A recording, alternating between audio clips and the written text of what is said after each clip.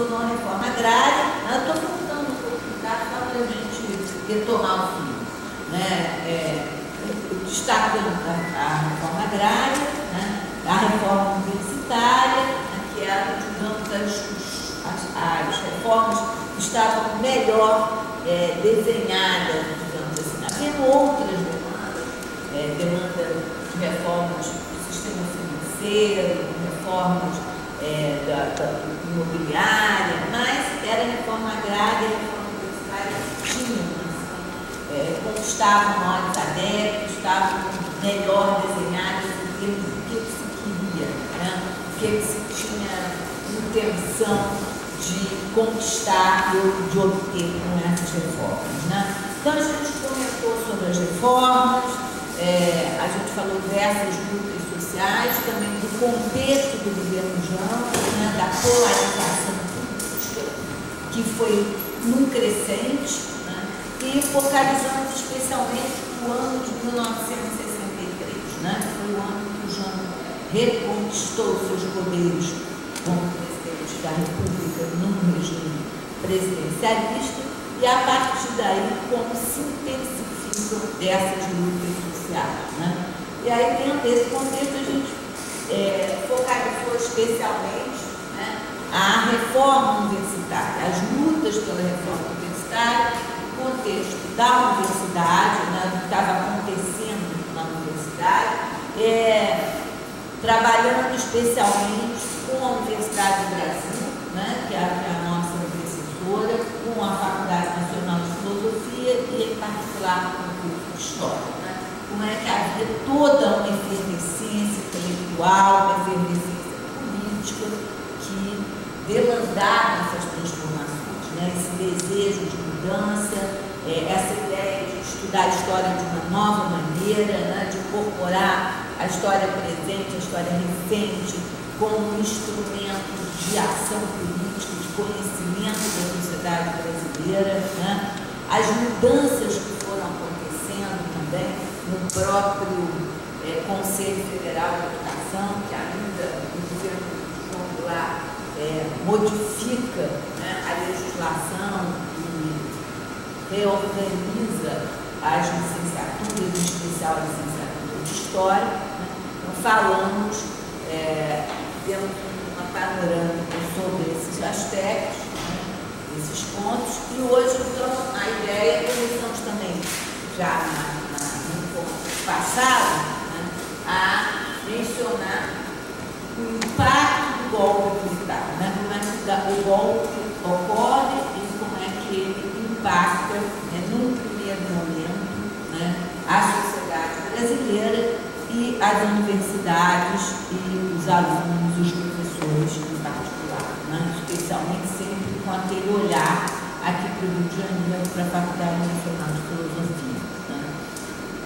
Bom, e nós definimos para hoje, para esse encontro de hoje, né, trabalhar fundamentalmente com o período pós-68, né? Com 68 especificamente, a reforma universitária, o AI-5, né, as transformações e o endurecimento do regime, né, os chamados anos de chuva, se desenhar, e eu dividi essa tarde de hoje em duas partes. Né? Eu vou fazer uma apresentação sucinta sobre o contexto político, né, que se desenha, vai se desenhando a partir de 64, mas especialmente com ênfase a partir de 68, né? O impacto que isso traz para a sociedade brasileira, né? E uma outra parte, né? A gente vai focalizar especialmente a reforma universitária e a reforma da educação básica, né? Porque a gente tem a reforma universitária aprovada em julho de 68, né, os desdobramentos da reforma e, posteriormente, a reforma de 71, que vai impactar fundamentalmente a educação básica, né, com as modificações e com a própria criação de novas disciplinas, como moral cívica, estudos sociais. E, então, eu vou dividir também essa aula, uma parte estará comigo e outra parte com a professora Ariana, que é uma pessoa especialista nessa área de ensino de história e que vai poder focalizar especificamente os efeitos dessas reformas, né, na educação básica e especialmente a reforma de 71, né, e como isso impacta todo o ensino, né, porque essa reforma ela não atingiu apenas a área de história, mas a área de história, como eu já falei para vocês na aula passada, ela era, digamos, uma área nevrálgica, né, porque ela lidava com o social. E havia, né, essa percepção de que a área de história era uma área altamente subversiva. Não foi à toa que aquela coleção de livros que eu mencionei para vocês, né, começou a ser desenvolvida ainda no governo Jango, sob a liderança de Nelson Fernandes Sodré, que era a História Nova, né, quando ocorre o golpe militar, uma das primeiras ações foi confiscar, tirar do mercado, queimar todas essa coleção de livros da História Nova, que era uma forma de querer ensinar a história do Brasil na escola, né, de uma outra maneira, diferente daqueles livros didáticos que existiam até então. Né? Além da destruição dos livros, né, todos aqueles que estavam envolvidos com a produção, né, o próprio Nelson Fernandes Sodré e alguns alunos aqui da Faculdade Nacional de Filosofia, como Pedro César, Choca Volcante, outros professores, até o próprio professor Falcão também tinha uma participação nessa produção, e também o Rubens César, que todo mundo conhece, então, personalidade, né, contemporânea, eram as pessoas que trabalhavam, os alunos que trabalhavam nesse projeto, né, e foram todos punidos, porque eles podiam se exilar, saíram do país, já mesmo antes do AI-5, já nesse contexto do pós-golpe, imediato do pós-golpe. Então, como eu também disse a vocês na passado, né, efetivado o golpe militar, né, março, abril de 64, a gente teve o primeiro momento, né, de forte repressão, de perseguição, né, de desorganização das universidades, né, mas a partir de 65 as coisas começam, de uma certa maneira, a ganhar uma certa normalidade, né? Ou seja, aquele impacto da repressão foi sendo minimizado, né? Especialmente no meio acadêmico, nas universidades, nos centros de pesquisa, com os alunos, embora evidentemente houvesse, né, leis, diretrizes de punição, como eu já tinha mencionado, a lei Suplicy, que era exatamente para controlar os diretórios acadêmicos, né? Mas, de toda maneira, havia uma certa liberalidade, né? Quer dizer, a perseguição, o arroxo, né, era muito mais leve do que veio a ser depois, né? Então, e principalmente depois de 65, 66, né, as leis, ainda que o regime fosse passando por um fechamento, né, porque vocês vão se lembrar que depois de 65 a gente teve o ato constitucional número 2, né, com a extinção dos partidos políticos e o sistema do pluripartidarismo, a inauguração do sistema bipartidarismo, Arena e MDB, o que era já um sintoma, né, do fechamento do regime, do aprofundamento desse processo da ditadura, né, ganhando espaço àquela corrente militar que nós chamamos duros, né? Então a gente percebe que há já a partir de 66, 67, a própria reforma constitucional de 67, mas ao lado, né, desse fechamento maior, desse aprofundamento da ditadura e das normas de opressão, o movimento social ainda é intenso, né? O ano de 68 ocorreram várias greves, 67 também, e 68 eles falam, né? São os anos das grandes manifestações estudantis, não só no Rio de Janeiro, mas em todo o Brasil, né? Especialmente, já em 68 a gente tem a morte do Edson Luiz, né? Que era um estudante secundarista do Calabouço, que era um restaurante que ficava perto uma área que depois foi destruída, perto do aeroporto Santos Dumont, e efetivamente o próprio fechamento do restaurante, posteriormente, né? E todo o processo que a morte do Edson Luiz vai desencadear, né? Amplificando esses movimentos sociais, a luta política, a mobilização dos estudantes e o engajamento dos professores, né? Se a gente ler os depoimentos de vários professores aqui da UFRJ, né? Sobre esse período, né? Fala muito da efervescência intelectual ainda que frutificava, né? De como esses professores estavam debatendo a própria, já há em alguns cursos uma mudança da própria bibliografia que é trabalhada, né? Com uma introdução maior de autores marxistas, né? Ou seja, esse período de 65 a 68, né? Há um florescimento, né? Intelectual, cultural, não só na universidade, mas também nos próprios eventos culturais da cidade e do país. É o período dos festivais de educação, os festivais de cinema, né? Você tem uma grande efervescência, né? Com a emergência de novos grupos de teatro, né? Então, é interessante olhar, né? Que, por exemplo, em 67, já que em 67, quando é promulgada a nova Constituição, né?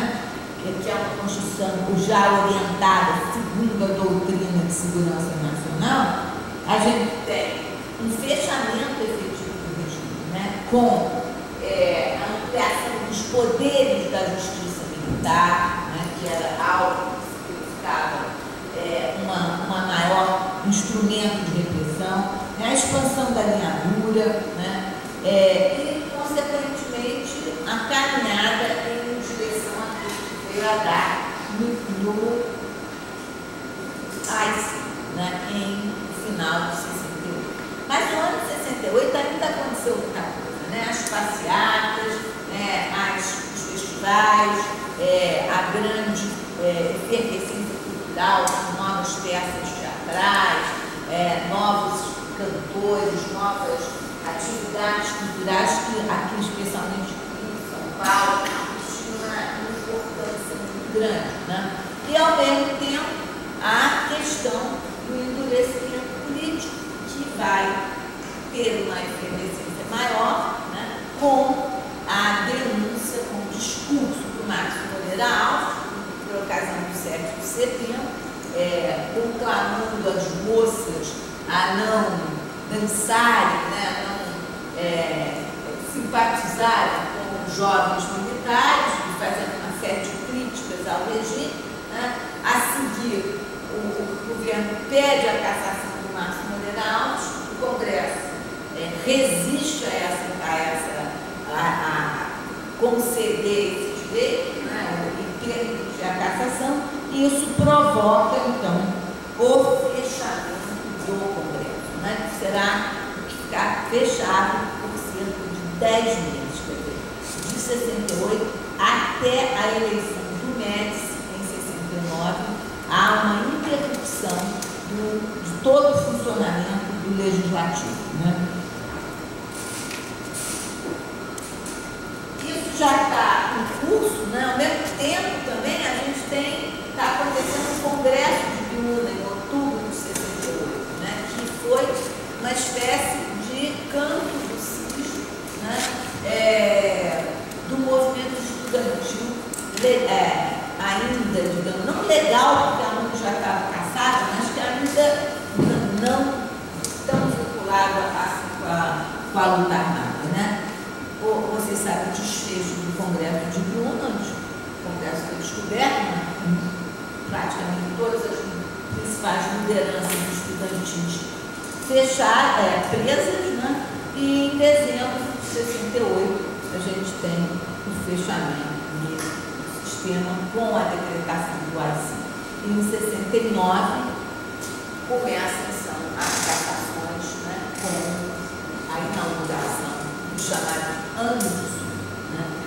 O AI-5, quer dizer, se até então as cassações corriqueiras com a AI-1, com a AI-2, né, elas se direcionaram fundamentalmente para políticos, né, para lideranças sindicais, rurais, urbanas. Agora, com a AI-5, a repressão vai focar muito na universidade, vai focar muito nos professores, né, nos pesquisadores, promovendo uma verdadeira razia, né, naquelas importantes lideranças intelectuais que estavam à frente de projetos de pesquisa, que estavam à frente de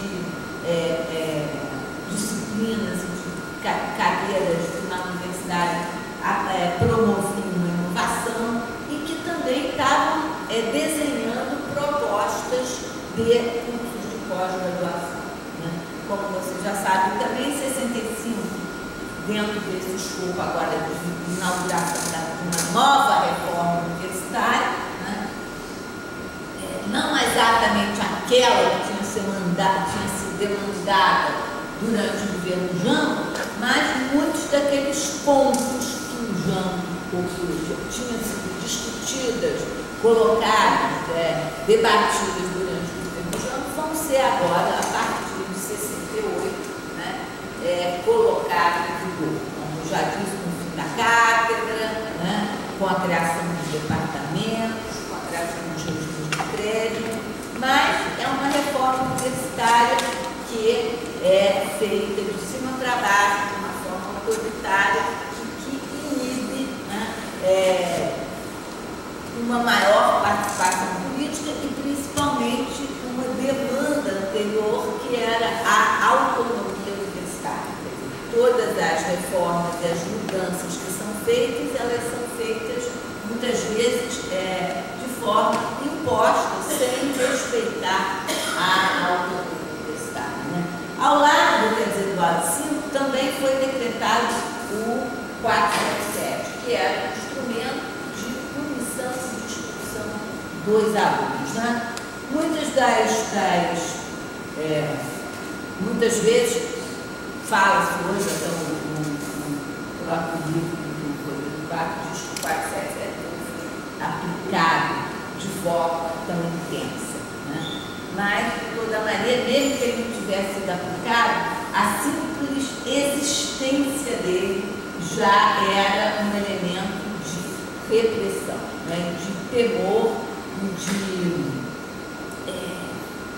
repressão mesmo, de inibição, né, da participação desses alunos, desses professores, sendo que muitos deles vão se encaminhar para lutar. Né? Então, esse período que se inaugura pós o AI-5, né, com o Costa Silva, ele realmente, de um lado, aprofunda, né, o movimento militar, né, agora, e aquela definindo de que aquilo que havia uma crença que seria temporária, né, que seria uma intervenção temporária, e que agora ela será duradoura, sem prazo para terminar. Um dos elementos centrais do AI-5 era esse, que os outros atos institucionais eles tinham tempo, especialmente o ato 1, ele tinha tempo de vigência. Né? O AI-5 ele não tinha tempo, ele não tinha periodização, não tinha tempo término. Né? E, efetivamente, todo esse período que se inaugura a partir de 69 vai provocar, né, um endurecimento do regime, né, levando, de um lado, o fechamento político, né, uma dura censura à imprensa, né, um agravamento da repressão em diferentes setores,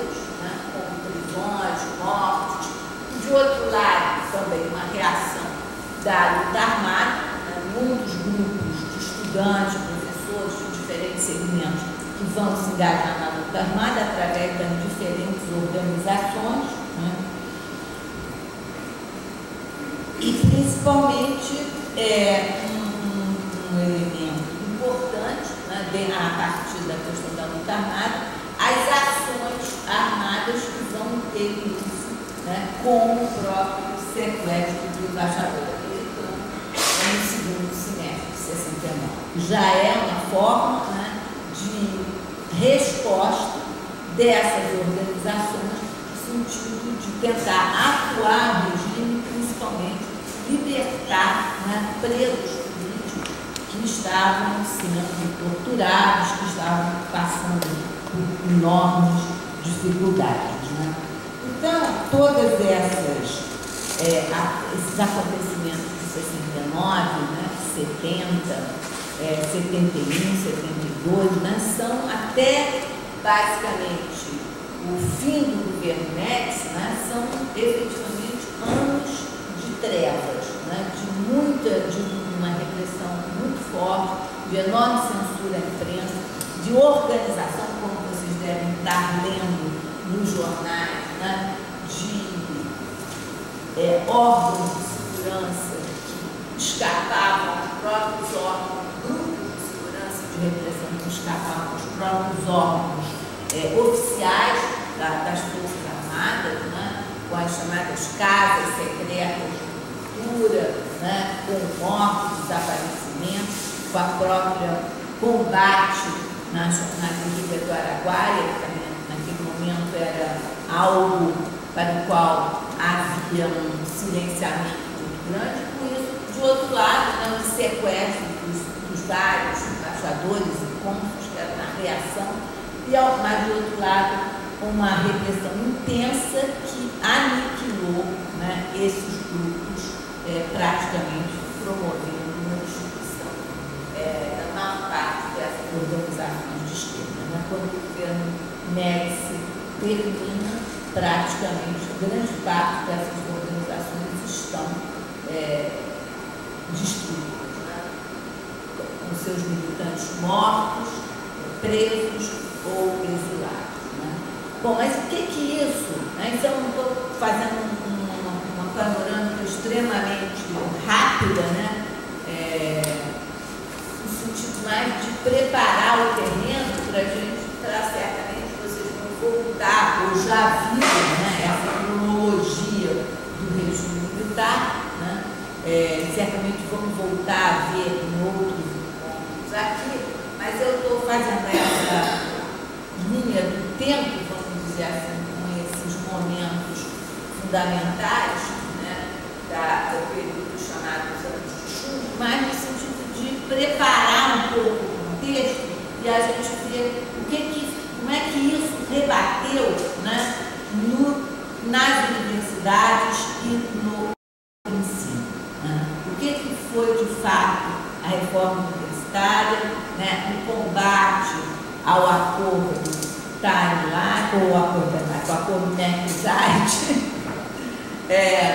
que foi objeto de tanto combate por parte dos estudantes, né, e que de alguma forma a reação dos estudantes, o combate dos estudantes, teve alguma eficácia, né, porque mesmo quando a reforma universitária foi aprovada, né, e que aspectos desse acordo de cooperação foi incorporado, mas alguns elementos importantes, como a própria a privatização da universidade no sentido de cobrança de anuidades, não foi adiante, né?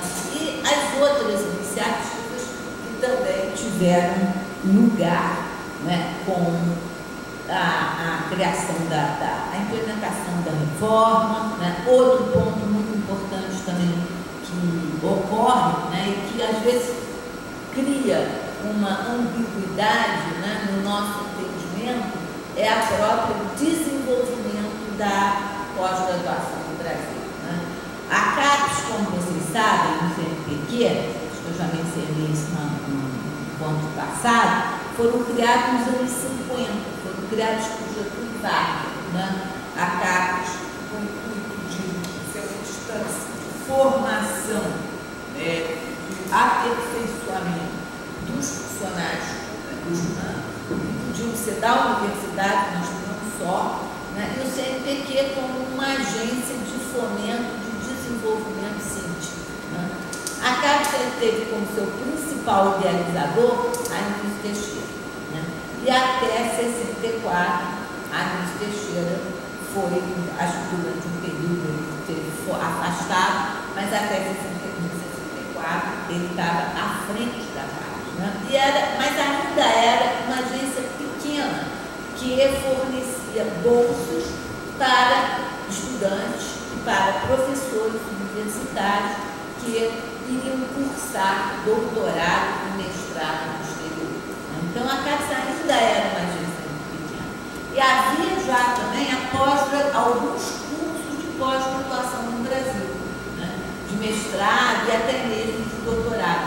Mas cada universidade desenvolvia esses cursos um pouco aleatoriamente, à sua maneira. Não havia uma regulamentação de como esses cursos deveriam funcionar, quais eram as disciplinas que deveriam ser oferecidas, né? Como é que era, qual era a exigência do número de créditos, qual era a exigência de teses e dissertações, ou seja, não havia uma regulamentação, né? O Newton Sucupira, em 65, que, a pedido do Conselho Federal de Educação e do Ministro da Educação, cria essa regulamentação. E a partir de então, nós vamos ver na década de 70, em plenos anos de estudo, né, o desenvolvimento da pós-graduação no Brasil. Evidentemente que é uma pós que vai prescindir daqueles grandes professores do período pré-68. Né? Se a gente pensar, inclusive, nos cursos de História aqui no Rio de Janeiro, as iniciativas que tinham sido pensadas aqui, né, na antiga Faculdade Nacional de Filosofia, e depois já no IFIX, né, não vão ser criados um curso de especialização, mas contando com professores extremamente, acho que a gente pode dizer, despreparados para uma atividade de pós-graduação. Podiam até ser, em alguns casos, professores competentes, mas despreparados para, e a pós-graduação, naquele momento, envolvia a atividade de pesquisa, né? A ideia era uma pós-graduação que associasse ensino e pesquisa. E, efetivamente, muitos desses professores que estavam se engajando nessas iniciativas, né, não tinham preparo para desenvolver esse tipo de projeto. A UF, por exemplo, cria a sua pós-graduação em História, que acho que foi a primeira pós-graduação da UF, mestrado, em 71. Né? Reúne inicialmente, enquanto passado, alguém até me perguntou sobre o papel dos brasilianistas, né, nessa empreitada da pós-graduação. E realmente o curso da UF, ele vai ganhar, gostemos ou não dos brasilianistas, eles vão ganhar mais densidade, né, de pesquisa, de uma formatação mais adequada, depois que esses brasilianistas entram e começam a atuar. Não porque no Brasil não tivessem pessoas competentes e com possibilidade, mas muitas dessas pessoas competentes e com possibilidade de atuar na pós-graduação estavam impedidas porque haviam sido caçadas ou estavam exiladas ou fora da universidade nesse momento. Tá? Bom, eu vou passar a palavra então para a professora Ariane, que vai fazer uma panorâmica sobre a reforma, o impacto da reforma universitária na educação básica e a reforma do CPT, enfim, outros temas que ela também pode explorar, né, com relação aos livros didáticos.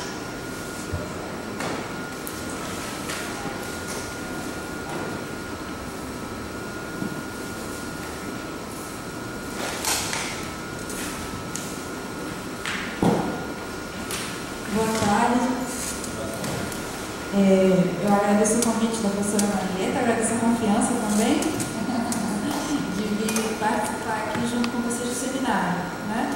Eu trabalho com formação de professores, então vocês devem ser, na maioria, alunos de história e sabem que a gente precisa sempre estudar o contexto, o que aconteceu, de onde vem e tal, daquilo que a gente está falando, né?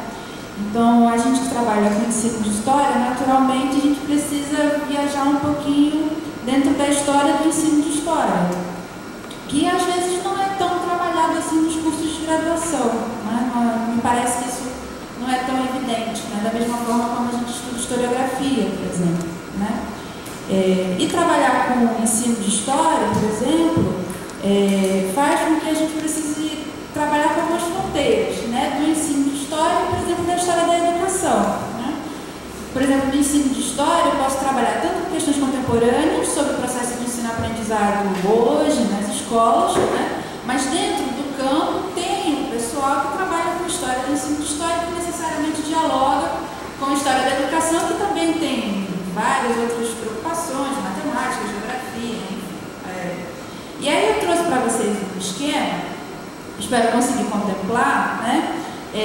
De tentar caminhar, trabalhando com informações, vamos dizer, factuais, mas também tentando fazer uma reflexão metodológica, né? Diária, no sentido de quais são os possíveis caminhos que eu posso seguir para compreender o percurso, para compreender o período, né? Que foi mais ou menos como a história da educação trabalhou, né? A partir da década de 50, de 60, de 70, até chegando nos dias atuais, né? Bom, ao final eu vou ver se eu consigo trabalhar no sentido de que algum tipo de abordagem não exclui o outro, né? Por exemplo, eu posso começar, eu selecionei 4 tipos de perspectivas, né? Uma perspectiva de compreensão a partir da legislação, que parece ser o mais natural, o mais óbvio, né? A partir das ideias pedagógicas. Acho que quem se lembra das disciplinas de História da Educação, é muito comum que a gente trabalhe sobre isso nesse sentido, das perspectivas sociológicas e das perspectivas mais recentes no diálogo com a história cultural, com a cultura escolar, né?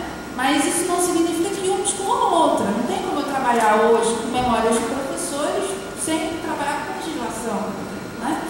Eu só me organizei dessa forma para ver se a gente consegue atribuir algum sentido, né? Para encadear o raciocínio das ideias. A professora Marieta já colocou o panorama, né, de que já vinha acontecendo um debate no sentido de você pensar uma reforma educacional no país, né, e a decretação da primeira lei que se chama Lei de Diretrizes e Bases, aí na década de 60, no início da década de 60, que passou, se eu não me engano, 13 anos sendo trabalhada, sendo discutida até finalmente ser promulgada, né? Mas, somente 10 anos depois, a gente tem novamente a promulgação de uma nova LDB, né? 5692/71, né? E aqui eu estou tentando começar a partir da legislação, né? A 5692/71, que vai reformar a estrutura do primeiro, do que até a partir de então ficou conhecido como o primeiro e o segundo graus, né? Eu acho que alguns de nós fomos formados ainda sob essa denominação, né? O que hoje a gente divide em ensino fundamental, ensino médio e ensino superior, você tinha, a partir de então, o primeiro grau, segundo grau, terceiro grau, né? A gente também tem algumas outras denominações que vinham de períodos anteriores, como, por exemplo, o ensino secundário, o ginasial e o colegial, né? Mas a princípio a gente denomina dessa forma mesmo. E antes de 71 a gente tem a reforma do ensino superior, né? A 5540/69. Não sei se a professora Marieta, você chegou a se aprofundar com vocês nessa reforma. Não? Não? E aí, compreender a legislação é interessante no sentido da gente redimensionar algumas informações, algumas imagens que a gente constrói do período da ditadura militar. Naturalmente, eu não estou aliviando a repressão e o autoritarismo que aconteceram, né? E o atraso, o desfacelamento que, por exemplo, a rede de educação básica e o ensino superior também experimentou.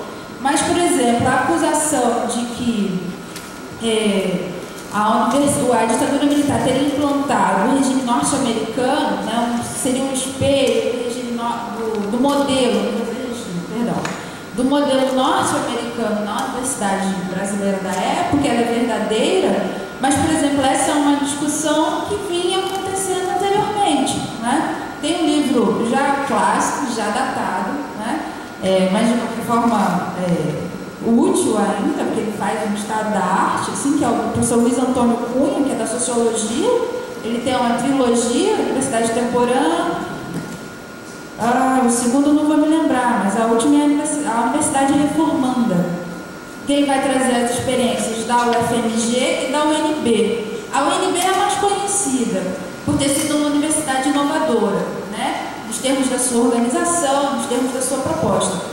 Mas o que foi surpresa para mim é que a UFMG também incorporou alguns elementos de modernização ou de racionalização também na sua estrutura, né? Então essa é uma discussão que já vinha sendo feita anteriormente, né? O que o regime, vamos dizer, civil-militar fez, né, foi aprofundar algumas de suas características e tentar ampliar isso para um aspecto, uma abrangência nacional, né? Então, aí a professora Marieta mencionou aqui, né, a gente tem a transição de um regime anual, né, para um regime semestral, a organização dos cursos, não mais, a dependência dos cursos, né, das cadeiras, não mais em relação ao curso, mas em relação ao departamento, né? Então, esse formato que a gente tem hoje, por exemplo, de professores que são da história, que vão dar aulas em outro curso, por exemplo, no curso de turismo, ou vice-versa, né? Isso é justamente desse período, porque até então você tinha uma unidade maior entre as cátedras. A obrigatoriedade de ingresso por seleção, né? Do bancas de concurso, no fim das cátedras, a semestralidade, o aumento da burocracia, né? Então é uma organização que vai prezar pela racionalidade, pela eficiência, né? E é nesse sentido que ela se aproxima com as ideias que circulavam ou que vigiam o que se chama do modelo norte-americano de educação, né? Que foram vamos dizer, implementadas a partir justamente dos acordos de cooperação MEC-USAID. Passando para a reforma do ensino de primeiro e segundo graus, né, que é 5692/71, a gente tem justamente a obrigatoriedade agora da educação básica passa de 4 anos para os 8 anos, né, então você tem da primeira à 8ª série como uma etapa obrigatória para a educação, não mais só os 4 anos. O necessário aspecto profissionalizante do segundo grau, né? Então, algumas mazelas, né, que nós temos hoje para o ensino médio, que é essa descaracterização da identidade do ensino médio hoje, né? Eu acho que já parte a partir do nome médio, né, que está entre um e outro, você não tem muita definição a partir da própria denominação do nível, né, e que a gente não sabe mais se ele é propedêutico, preparatório para o vestibular, se ele é profissionalizante, né. Há pesquisadores que atribuem essa falta de identidade hoje, os problemas do ensino médio, já essa desorganização que ele veio a sofrer no período da ditadura militar, né? Porque aí você tem, e aí se passa pela vara funda de legislação que o regime militar fez com a própria educação, né? Porque você tem, e aí quando a gente vai estudar e vai preparar uma fala, você tem decreto-lei após decreto-lei, e no final você tem a reforma da estrutura. Tem que ir lendo um após o outro, tentando aprender todo, né? Você tem, por exemplo, a instituição da obrigatoriedade, de que o segundo grau precisava ser profissionalizante, né? Então ele precisava habilitar os alunos, preparar os alunos para o mercado de trabalho.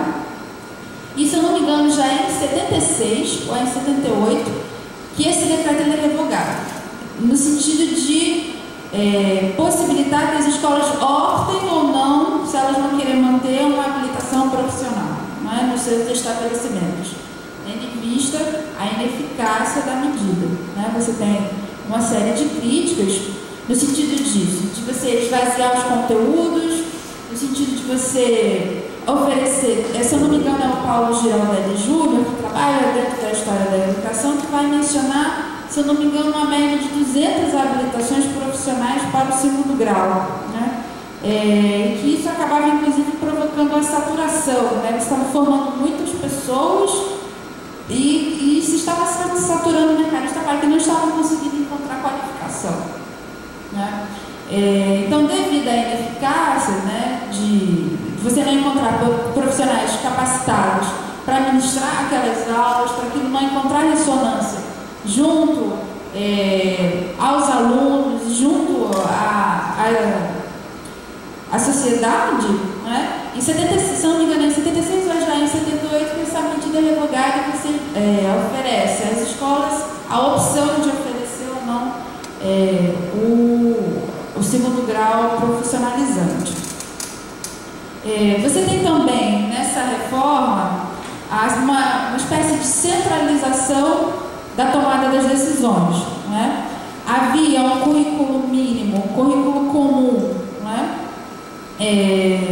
Que era decidido, que era organizado junto aos Conselhos Federais de Educação, um conjunto de matérias optativas cuja determinação foi atribuída aos Conselhos Estaduais de Educação, né? E isso restou aos professores o papel de saber traduzir aqueles conteúdos para a sala de aula.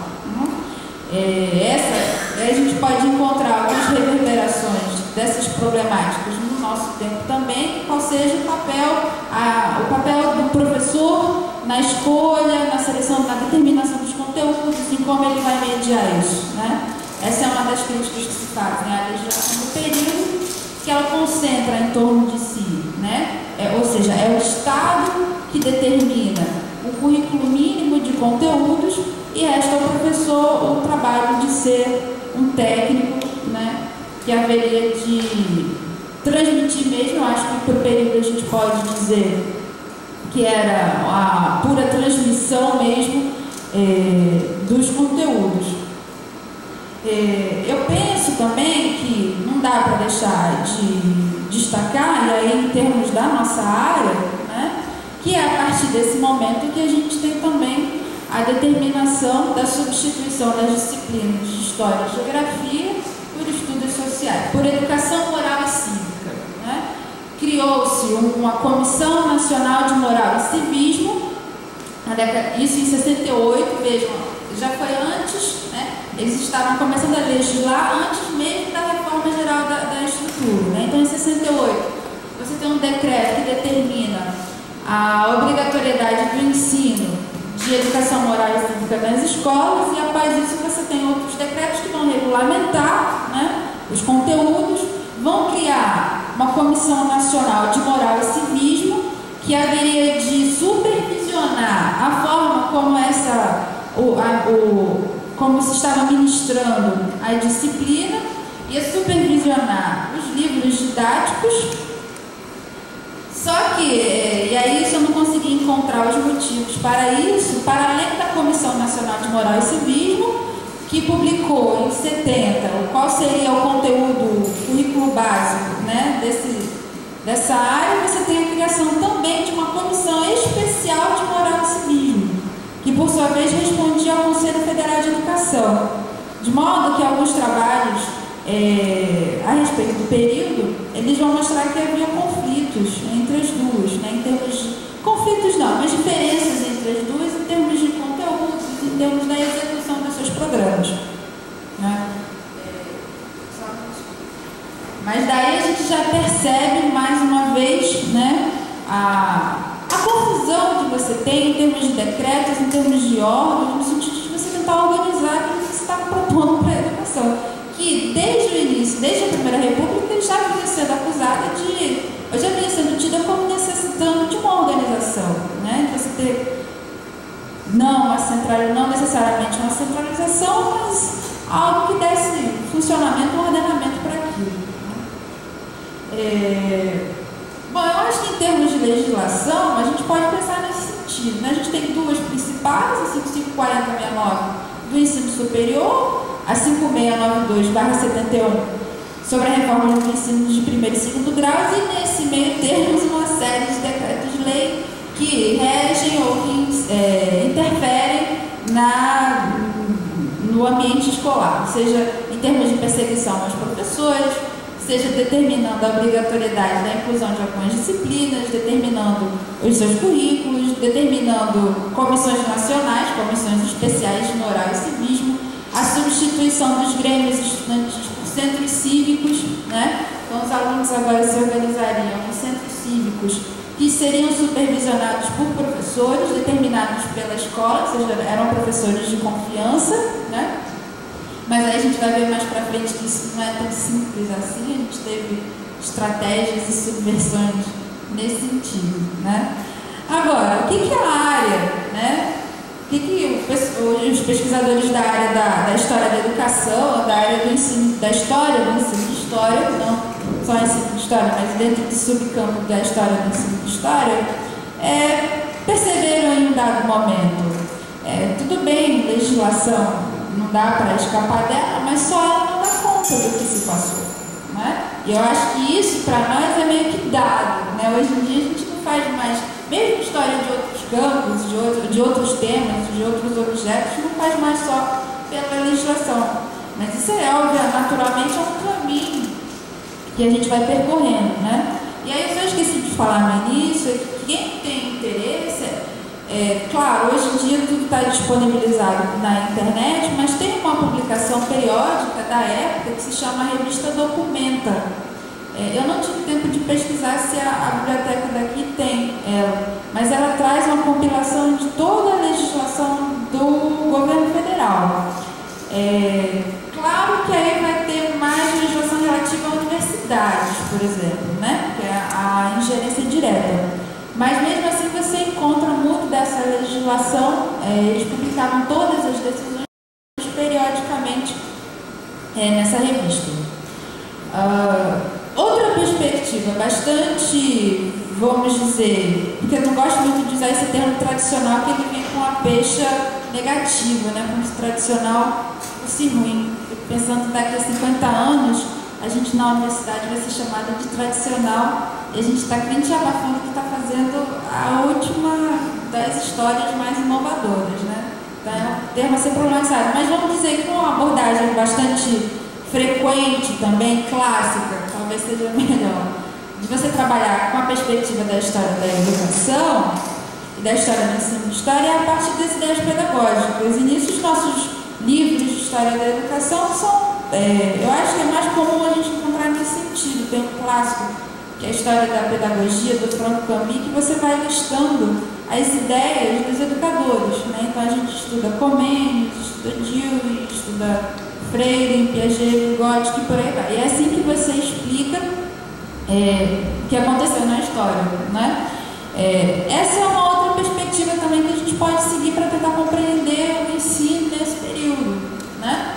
Então você está saindo aí do âmbito oficial da legislação e está entrando mais ou menos no que era discutido, no que era proposto para o sistema de educação, né? Penso que esse também é um aspecto que a gente pode utilizar para redimensionar o que geralmente se entende que aconteceu na época da ditadura, né? Eu acho que a Maria mencionou isso, a gente tem ainda aí no início, especialmente na transição da década de 50, da década de 60, um período bastante fértil de discussão das ideias pedagógicas, não vou dizer só pedagógicas, né, mas também das outras áreas.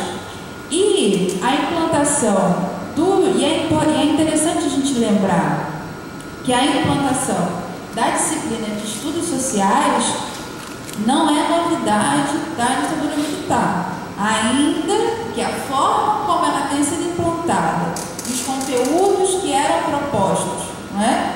Nas disciplinas de estudos sociais, educação moral e cívica, organização social e política do Brasil, estudos dos problemas brasileiros, cada uma dessas para cada um dos níveis, né, tenha sido naturalmente específica do período, né, Mas essa discussão em torno do que seriam os estudos sociais não é novidade, não é criação da ditadura militar. Essa é uma discussão que vinha sendo feita, pelo menos no Brasil, desde a década de 20.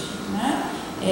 Ali, por exemplo, com os manifestos dos pioneiros da educação, com a influência das discussões de John Dewey aqui no Brasil, e você se volta então para a criança, a educação voltada, centrada em torno da criança e da sua relação com o meio. Né? Então era no sentido de você conseguir trabalhar com a criança aspectos, né? Vou chamar de estratégias em que ela soubesse lidar com situações que estariam relacionadas ao seu redor, né? Com a sociedade em que vivia, com o meio em que vivia. No entanto, essa discussão anterior, né? Ela ainda conseguia manter uma centralidade no aspecto da ação. Né? Ou seja, você precisava motivar o aluno, ele precisava trabalhar no sentido de estar preparado para agir, né? Que é um aspecto diferente daquilo que vai ser traduzido pelos militares, né? No que eles concebiam como moral e civismo, né? Então, nesse sentido, você tem, nesse período, vamos dizer, uma dualidade, né? Herdeira da riqueza da discussão da década de 50, da década de 60, mas que vai acabar polarizando a discussão entre o que vai ser chamado por alguns, né? E nesse sentido, para negativar mesmo, de tecnicismo, que eu acho que a gente já deve ter ouvido falar nisso, e o outro lado que seria, vamos dizer, os descendentes, né? Do que seria uma escala nova, do que seria, por exemplo, as discussões da psicologia genética do Piaget, né? Que centravam a educação em torno da figura da criança. Bom, podemos tentar compreender também esse período a partir dessa perspectiva. O tecnicismo, o que se acusa, né, de uma educação tecnicista? É uma educação que privilegiava principalmente as formas de transmissão do conteúdo. Né? Você tem, vamos dizer, um esvaziamento dos conteúdos específicos, especialmente a partir da reforma, em que você extingue praticamente a separação entre história e geografia, a autonomia das disciplinas de história e geografia, as substitui no primeiro grau no primário, e no ginásio isso acontece até a quinta e sexta série. Alguns estados mantiveram a separação entre história e geografia na sétima série e na oitava série. Não é? E o segundo grau, ele teve um currículo voltado para a profissionalização, então os conteúdos das humanas elas foram reduzidos. Né? Você tinha aí mais ou menos um trabalho no primeiro e no segundo ano, e no terceiro ano praticamente voltado para o profissionalizante. Então você tem um esvaziamento desses conteúdos. O conteúdo ele não representa mais tanta importância assim, não é? No planejamento, a especificidade do conteúdo de história, do conteúdo de geografia, por exemplo, que é um movimento absolutamente contrário do que nós podemos perceber hoje, por exemplo, quando a gente trabalha com os estágios supervisionados ou nas discussões para o ensino de história, eu percebo um movimento de você tentar trazer de volta para a história, né, a discussão acerca de qual seria o seu objetivo. Né? Então não é mais como é que os meus alunos vão aprender melhor, ainda que essa seja uma pergunta que a gente ainda tem em mente, claro, né? Mas é no sentido de, hoje, eu penso que o movimento que a gente vem detectando é no sentido de você tentar compreender, o que tem na Revolução Francesa que os meus alunos vão precisar, né? Por que é importante estudar a Revolução Francesa? Por que é importante estudar a Revolução Industrial? Né? Por que é importante estudar as questões de gênero? E cada um desses temas, vindos do social, do cultural ou do político, demandaria metodologias adequadas a eles, né? Eu não estudo Revolução Francesa da mesma forma como eu estudo as questões de gênero na história, né? Eu não estudo, por exemplo, Revolução Industrial da mesma forma que eu estudo questão de representação cultural, identidade, por exemplo, né? Bom, algumas discussões são feitas nesse sentido, né? De eu utilizar a história no sentido de desenvolver uma consciência histórica, né? De eu argumentar historicamente. Não é isso que a gente vê nesse período. Você tem um foco, uma concentração na técnica. Alguns depoimentos, alguns trabalhos, né, que você encontra de pesquisadores do período, sobre o período, que trabalhavam com relatórios de estágio, por exemplo, eles vão indicar a predominância, né, dos estudos dirigidos, por exemplo, né, dos roteiros guiados para os alunos responderem. E alguns comentários que se fazia à época, inclusive a observação dos próprios estagiários, era de que isso era muito cômodo para o professor, né? Porque ele praticamente não precisava estudar o conteúdo, estudar o assunto, né? Bastava ele saber dominar aquela técnica, dominar o roteiro, passar para os alunos e os alunos responderiam, por exemplo, né? Ou então você tem a concentração na metodologia, nos recursos, né? Por exemplo, o uso do videocassete, o melhor uso das transparências, por aí vai. É diferente do que se propõe atualmente, no sentido, mais uma vez, de eu pensar a especificidade de cada recurso, né? Eu acho que a gente já deve ter ouvido aqui em várias críticas que trazer um PowerPoint não necessariamente é algo inovador, né? Mas isso seria exatamente aquilo que se pode considerar numa perspectiva tecnicista, né? E que foi o que acabou sobrepujando, né, as técnicas em sala de aula. Eu acho que é interessante também mencionar, eu acho que eu não coloquei aqui, né, o Mobral. Não coloquei o Mobral já um pouco mais para frente, mas eu acho que vocês já devem ter ouvido falar, inclusive o Mobral, de onde eu venho, né, é considerado, inclusive, um xingamento, ele é um termo pejorativo, você xinga alguém de burro, você chama ele de Mobral, né, que é um movimento brasileiro para a alfabetização, que dizem, né, aí você tem como você traslada, né, como você traduz, esvazia, o que eu digo com esvaziar de conteúdo, né, ou de conteúdo subversivo, ou conteúdo ideológico, né. Chegou-se ao cúmulo de dizer que o Mobral era justamente a aplicação, a adoção da técnica do Paulo Freire para a alfabetização em massa dos trabalhadores, enfim. Então você tirava aquela parte em que o professor faz a pesquisa, levanta os temas geradores, discute com a comunidade, né? Você leva exatamente a técnica da alfabetização. Mais ou menos nisso que se traduz. Essa é uma outra perspectiva que a gente também pode caminhar, um outro tipo de abordagem que a gente pode caminhar, né? Para os conteúdos de história, mais uma vez, o que a gente identifica é a prevalecência, acho que essa palavra não existe, é o predomínio, né, dos estudos dirigidos, das atividades em grupos, dos conteúdos cívicos, e aí já eu entro mais especificamente na questão dos conteúdos, né? E é uma ampliação também no sentido de pensar o moral e o civismo, né, não só como disciplinas, mas como práticas educativas, né? Então, nesse sentido, a educação moral e cívica, por alguns, por exemplo, como o Estado de São Paulo, foi traduzida como uma disciplina, ou seja, ela tinha uma carga horária específica para a sala de aula, né? Mas em outros estados, ela foi interpretada como área de estudo, uma prática educativa, área de estudo, disciplina, prática educativa, ou seja, ela permearia não só toda a escola, né, mas uma relação também do Estado com a sociedade. Então, outros trabalhos hoje eles vão tentar compreender a educação moral e cívica a partir das propagandas, das músicas, dos programas de televisão, etc.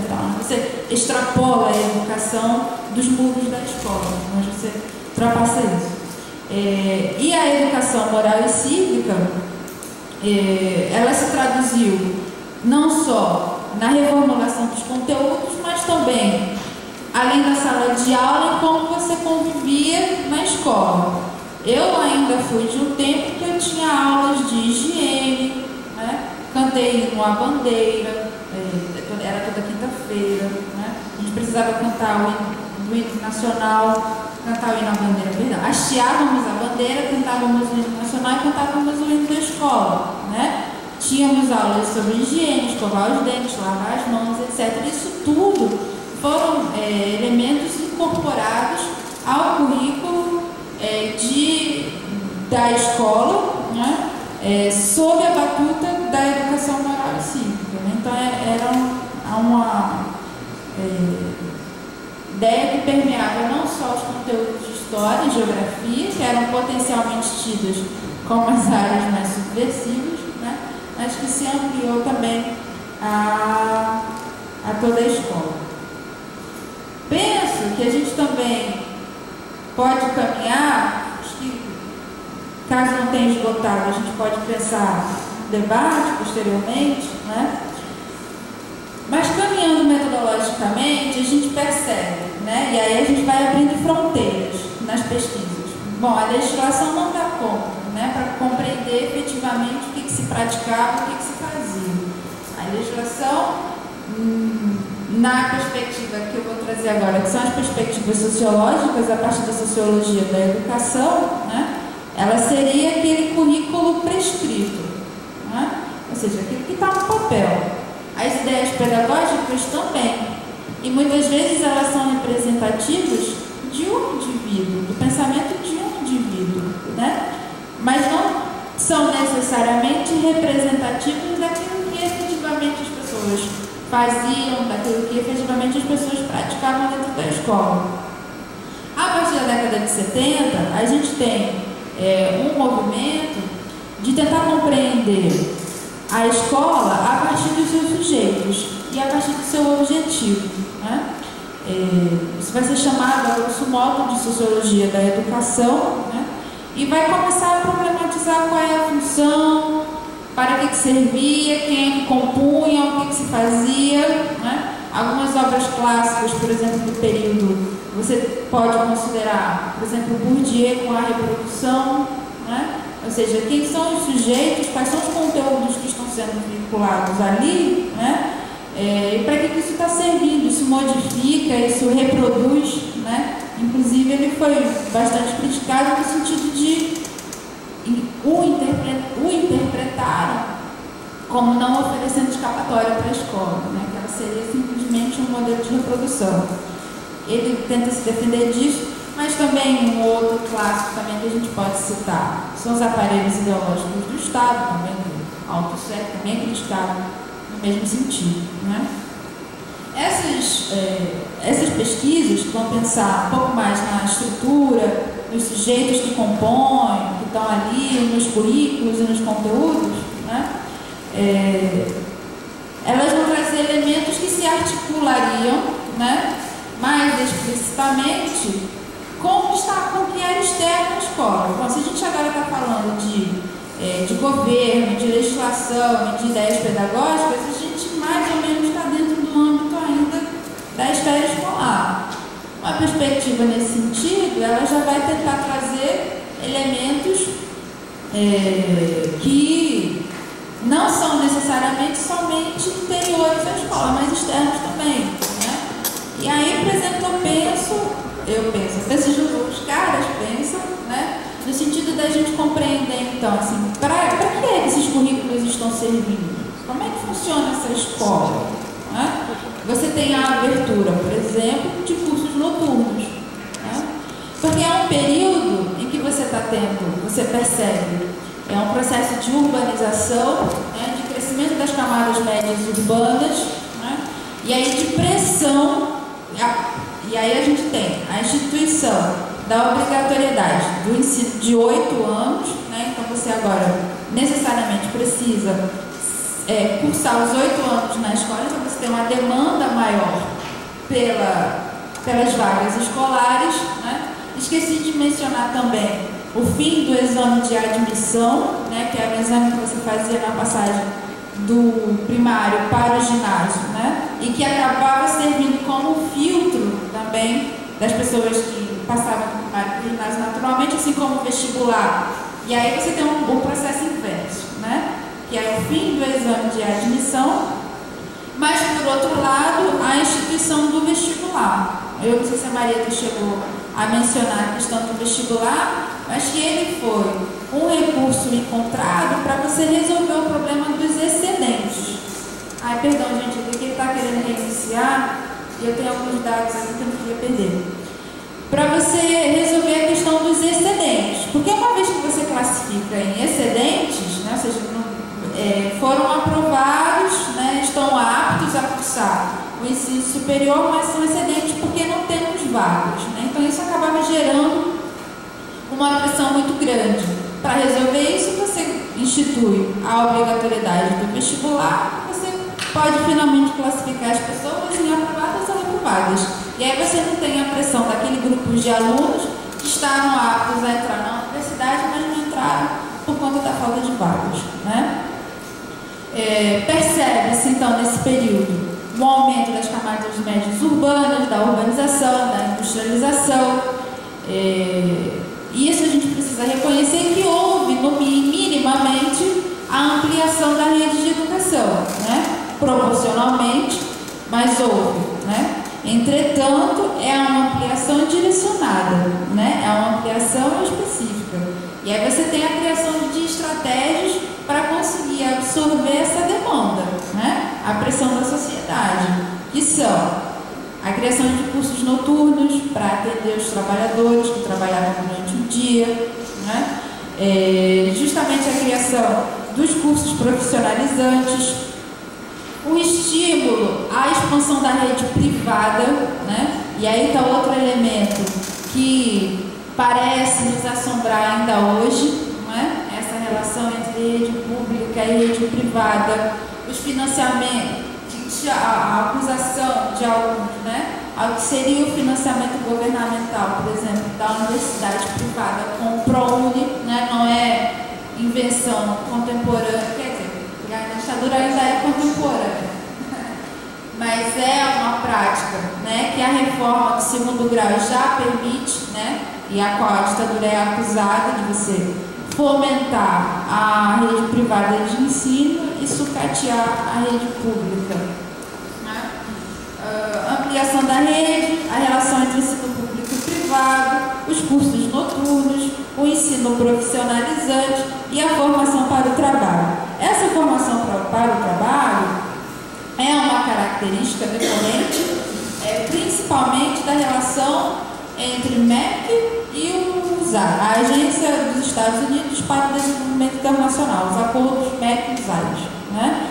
Você precisava formar mão de obra para ocupar os postos de trabalho, e seria muito mais interessante que essa mão de obra fosse excedente à quantidade de vagas, porque isso acabaria barateando também essa mão de obra. E você também, desta forma, estaria aliviando a demanda pelo ensino superior, que terminaria por permanecer, por manter suas vagas abertas ou ofertadas para as elites, né? Que teriam condições de que seus filhos fossem preparados para esse vestibular. Então, era uma forma de você, não sei como é que eu posso colocar isso da melhor forma, mas aliviar, vamos dizer, a panela de pressão, né? Aliviar a demanda. Então, eu estou direcionando as pessoas para os seus devidos lugares, né? Então, essas perspectivas, elas vão levar isso em consideração, né? Porque, às vezes, quando a gente pega um currículo, por exemplo, o que se ensina no currículo de história, aqui na universidade mesmo, na educação básica, a gente tem a tendência a naturalizar esses conteúdos, como se eles tivessem sido dados desde sempre, matemática, de biologia, física, química, como se eles não tivessem, né, funções específicas, como se eles não estimulassem determinados comportamentos, valorizassem determinados saberes, né? Essas perspectivas elas vão passar a tentar compreender o ensino de história, levando isso em consideração, né? Que história é essa que é ensinada? Qual é o tipo de comportamento que ela estimula, né? Por que o segundo grau agora precisa ser profissionalizante, né? O que tem no curso noturno? Por que os alunos do curso noturno não se identificam com o currículo, vamos dizer, o currículo senso comum de história, né? Desses heróis, da proclamação dos heróis, dos acontecimentos, dos fatos, né? Por que isso se dá?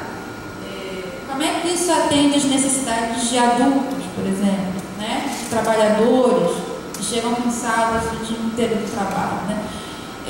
Então aí a gente já vê um deslocamento da letra, vamos dizer assim, do documento prescrito, né? Dos conteúdos para as suas finalidades e para os seus objetivos, né? Como é que ele está se adequando à sociedade e se ele é interessante para nós, né? Se ele é interessante para o status quo, se ele é interessante para a mudança, né? Nesse sentido que você começa a questionar os conteúdos que ali estão sendo tratados. E aí você vai ter a crítica aos currículos, né? Eu já mencionei o Mobral, a gente já falou dos estudos sociais, da educação moral e cívica, o SPB e EPB, e aí eu só queria trazer com vocês alguns exemplos que eu trouxe de livros didáticos, não tem projeção, mas eu trouxe mais no sentido de ler mesmo exemplos de textos e de exercícios para a gente perceber como é que esse conteúdo de história e geografia foi diluído nessas áreas de estudos, né? Não sei se alguém aqui já teve contato com esse tipo de material ou com esse tipo de discussão, né? E aí a gente volta mais uma vez para aquilo que eu chamava de esvaziamento de conteúdo, né? Claro, você está descaracterizando a especificidade da história e da geografia numa área que finda por não se identificar com uma nem com outra, né?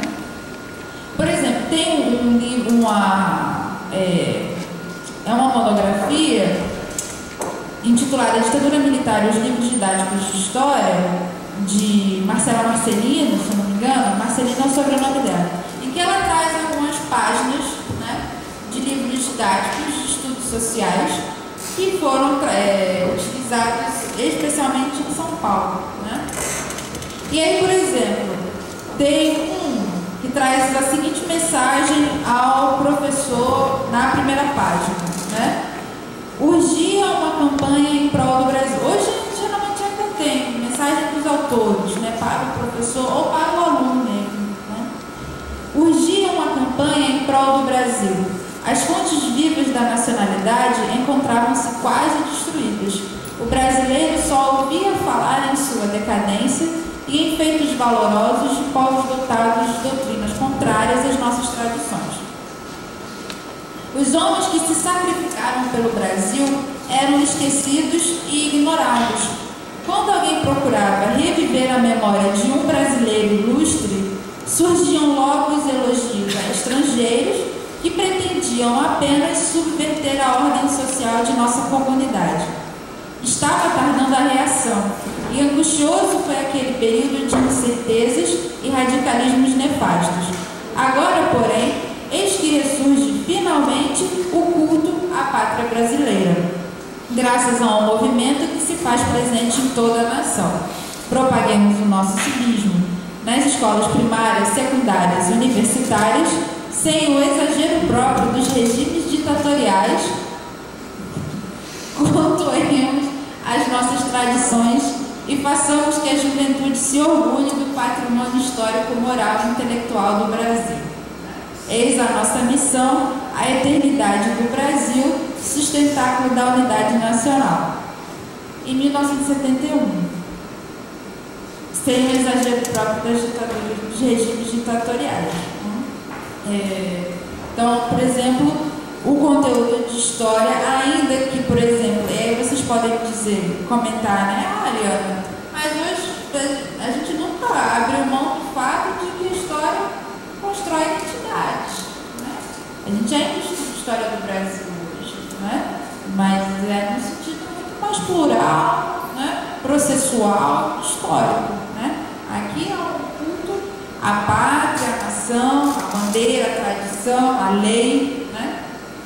E aí os conteúdos de história foram traduzidos no seguinte tipo de exercício. E aí é uma pena, mas vou tentar ver como é que eu consigo traduzir isso para vocês, né? Você tem uma página que diz avante, as cenas abaixo mostram os escoteiros, né? Então você tem um quadro com 3 cenas de grupos de escoteiros participando do fogo do conselho, saudando e respeitando a bandeira e praticando uma boa ação, né? E aí a pergunta, ela diz o seguinte, né? Ao realizar essas ações, esse é o conteúdo das aulas que substituíram História e Geografia. Ao realizar essas ações, os escoteiros estão cumprindo alguns dos seus deveres. Dever é a obrigação de fazer alguma coisa. Tá? Pergunta com múltipla escolha. Todos nós temos deveres a cumprir para com Deus, para com a pátria e para com o nosso semelhante. Você sabe que o homem é um ser racional ou irracional? Aí o aluno tinha que marcar uma dessas 2 opções, né? A resposta já estava dada na próxima frase, porque vai continuar assim, ó. Sendo racional, o homem tem a capacidade de distinguir o bem do mal e assim tem o dever de agir corretamente. O cão, o gato e os outros animais, sendo irracionais, 2 opções. Também tem deveres a cumprir e não tem deveres a cumprir. Aí o aluno tinha que escolher um dos 2. Apenas o homem tem deveres a cumprir. Ele já dá a resposta logo abaixo da pergunta, né? Em virtude de ter deveres, o homem possui também direitos, né? E aí direito é a prerrogativa que o homem tem de exigir e obter, de fazer ou deixar de fazer alguma coisa. Esse foi um livro de educação moral e cívica, publicado em 1978. Aí é quando a gente vê, né, como se concretiza os elementos do tecnicismo, né, do esvaziamento dos conteúdos, do que se concebe enquanto nação, enquanto pátria, enquanto identidade, né? Tem uma outra página aqui que são os deveres da pessoa humana, que traz noção de moral, noção de dever, traz até o Kant, né, no livro publicado em 1977, mas tem uma outra página aqui, eu não queria, mas não sei, é tão pitoresco que talvez eu acho que eu não vá esgotar vocês, né? Que ele fala sobre o que é democracia, que é como a gente vivia num regime democrático, né? Tem as diversas formas de deveres, e aí é interessante destacar que um dos que recebia bastante espaço, né? Bastante importância, o dever para com Deus, né? Então vivíamos numa democracia espiritualista cristã contra o comunismo ateu, né? Que era importante você afirmar que os comunistas eram ateus. Deixa eu só achar outra página. Noção de democracia, né? E aí eu vou só trazer alguns elementos para a gente ver como é que você trabalhar com esse tipo de conteúdo, que é trabalhado hoje em dia, né? Mas é para a gente ter elementos concretos para trazer isso em termos comparativos, né?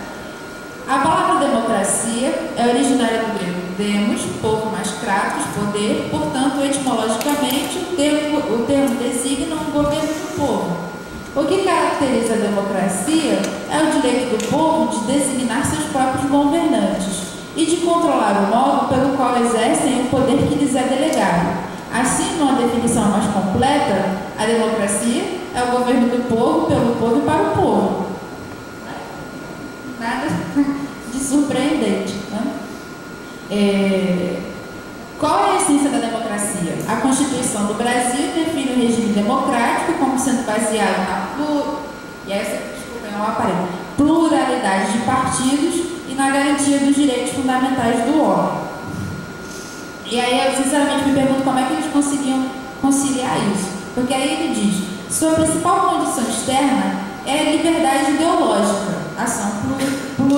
partidária, desde que comprometida com um tipo fixo de civilização, onde os direitos individuais são protegidos.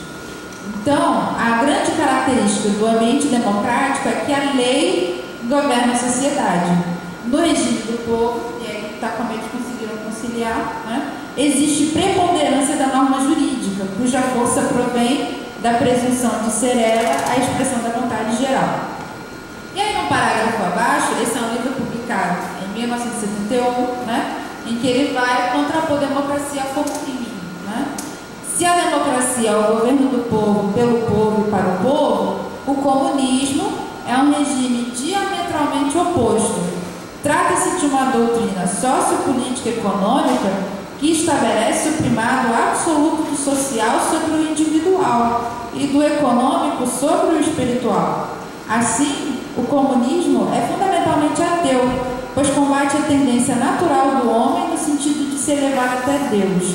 Automaticamente é contrário a todas as religiões, sendo principalmente anticristão. De fato, o cristianismo, pregando a tolerância, a caridade e o respeito à dignidade individual, opõe-se frontalmente a tudo que o comunismo representa. A democracia, por outro lado, valorizando o indivíduo e reconhecendo que o homem é ao mesmo tempo espírito e matéria, procura sempre ressaltar os valores espirituais da humanidade. Não é? E aí tem mais uma série de elucubrações. Tradicionalmente o povo brasileiro é de índole democrática, né? E aí por aí vai. Vocês já devem ter ouvido falar, né, que em meio a esses decretos, né, em meio ao decreto 869 de 69, que instituía a obrigatoriedade do ensino de estudos sociais, né, você tem também em 69 a abertura, né, um decreto que possibilita a criação de licenciaturas curtas, justamente para que professores fossem formados no sentido de poder dar aulas aí no primário, né, que seria a primeira etapa do primeiro grau.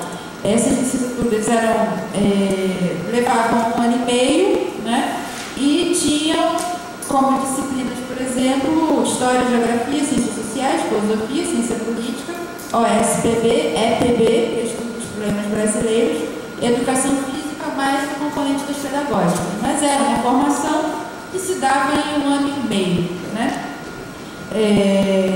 Quando foi em 70, eu não anotei aqui, né? Mas em 70 houve um projeto de lei, né, que tentava transformar a história e a geografia em habilitações dos estudos sociais, mais ou menos como acontece hoje, por exemplo, com as ciências sociais, pelo menos lá na universidade de onde eu venho, que é estadual do Rio Grande do Norte. Você tem, o aluno entra em ciências sociais, mas ele sai com habilitação ou em sociologia, ou em antropologia, ou em ciência política. Claro que eu não estou... É só uma comparação para a gente ver a questão da estrutura, né? Então, em 70 você tem essa iniciativa de, depois da conclusão dos estudos sociais, né, aí o aluno seguiria na sua habilitação, ele entraria pela porta dos estudos sociais, mas aí, depois de concluir esse curso, ele escolheria por uma habilitação entre História e entre Geografia. Isso, naturalmente, descaracteriza a própria habilitação plena em História e em Geografia, né? Então você tem, a partir daí, alguns autores também identificam, especialmente a partir da década de 70, uma mobilização maior, né, e a formação de sindicatos, de associações, né? Por exemplo, a Associação Nacional de História, criada em 61, mas alguns alguns historiadores consideram que é somente a partir da luta, né, contra os estudos sociais e contra as licenciaturas curtas que a AMPU efetivamente ganha sua identidade, ganha sua, vamos dizer, mote, né? Mas em que ela efetivamente se organiza. Mas eu fugi do roteiro agora e eu esqueci de qual foi o ponto de partida, como é que eu cheguei nas licenciaturas. Mas eu estava falando da questão dos conteúdos dos currículos, né? E aí eu queria também trazer a título de ilustração, e aí é outra citação também, o currículo, eu consegui trazer para vocês os currículos de São Paulo e Minas Gerais, né, para o primeiro grau, da primeira à oitava série, né, para a gente tentar entender, né, para a gente tentar entender não, mas para a gente ter uma ilustração, um exemplo de como é que então a história foi reformulada e foi retraduzida, né, a partir dessas disciplinas. Deixa eu ver se eu encontro aqui. Eu podia fazer também, eu estava pensando em fazer ao final um exercício, pode ser um perigoso, porque é anacrônico, né? Mas a gente tentar estabelecer algumas comparações, porque alguns elementos que tem aqui, eles ainda são postos hoje, né? Mas é interessante justamente você tentar compreender semelhanças e diferenças. Por exemplo, para a primeira e segunda séries de São Paulo nos estudos sociais, você tem a tradução dos conteúdos de História e Geografia substituídos por estudos sociais, né? A criança e a sociedade em que vive, a criança e sua comunidade, né? Então, a comunidade das pessoas, elementos do meio natural da comunidade, as necessidades básicas do homem e a atividade humana como instrumento de satisfação das necessidades. Na terceira e na quarta série, você tem como conteúdos propostos a criança e a sociedade em que vive, a criança e o estado em que vive. Então você tem o município, aspectos socioeconômicos, delimitação geográfica, integração urbana e rural, esboço da história do município, origens e evolução, região a que pertence o município, o estado, coordenação entre os municípios e o estado de São Paulo no contexto brasileiro. Esse é o conteúdo para estudos sociais da primeira à quarta séries. Né? Deixa eu ver se eu encontro aqui da quinta à oitava série. Né? Mais uma vez, estudos sociais, quinta, sexta e sétima. Eu acho que eu não devo ter comentado que as disciplinas foram agrupadas em áreas. Né? Então você tinha a área de comunicação e de expressão, que abrangia a língua portuguesa, uma língua estrangeira, a área de ciências, matemática e ciências, e a área de estudos sociais, história e geografia. Esse era o núcleo comum de matérias, né, estabelecidos pelo Conselho Federal de Educação. Os conselhos estaduais tinham a autonomia de estipular as matérias optativas que atendessem às particularidades de cada um dos estados. Então, no currículo de São Paulo para estudos sociais, você tem fundamentos da cultura brasileira, o processo de ocupação do espaço brasileiro. Então você tem Brasil, país de dimensões continentais, o enquadramento do Brasil no sistema colonial, a cana e a sociedade açucareira, a ocupação do interior, a colonização estrangeira no sul, as transformações ocorridas no Brasil com a instalação industrial, a ocupação desigual do território brasileiro e as tentativas de superação dos problemas. Porque nós estamos sempre superando os problemas e nos integrando ao meio, né? Esse era um dos objetivos. A integração do cidadão ao meio. Unidade nacional, os elos da sua integração. E aí entram fundamentos da unidade, constituição e língua, configuração de uma nação, base comum, manifestações diversas, folclore, né? E aí, pensando nas perspectivas que pensam a educação moral e cívica para além da escola, eu lembro de um suplemento que tinha no Globinho, da década de 80, tinha no jornal o Globo, que trazia justamente, ainda, né, após a abertura, fechei, mas que trazia justamente elementos nesse sentido de folclores e que a escola pedia para a gente recortar e levar para a sala de aula ainda, né? Agora ele vai reiniciar.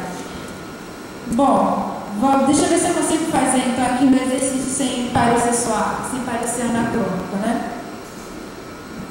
Falando é pior do que projetando, porque pelo menos projetando parece que fica, né? Mas se vocês se lembram, os conteúdos de primeira, segunda série e terceira e quarta série são conteúdos que, por exemplo, podem se assemelhar ao que ainda é feito hoje em dia no ensino fundamental 1, né? Porque você está trabalhando com a criança, você está trabalhando com o entorno dessa criança, é o trabalho com o município, né? Com a família, o bairro, por aí vai. Então, se você pega, por exemplo, algumas propostas de livros didáticos contemporâneos, você ainda tem essa perspectiva, né? Você começa com a criança, a construção da sua identidade, né? Então, trabalho com a própria identidade das crianças, o grupo da escola, o bairro, e aí você vai crescendo, né? Para o município, para o bairro, a cidade, enfim. E aí é nesse sentido que talvez as perspectivas mais para frente, né, em diálogo com a cultura escolar e a história cultural, possam vir a responder, né? Porque aí você se pergunta, então, qual é a diferença, então, que eu tenho entre um e outro, né? E aí o que se indica é justamente no sentido de você deixar de compreender,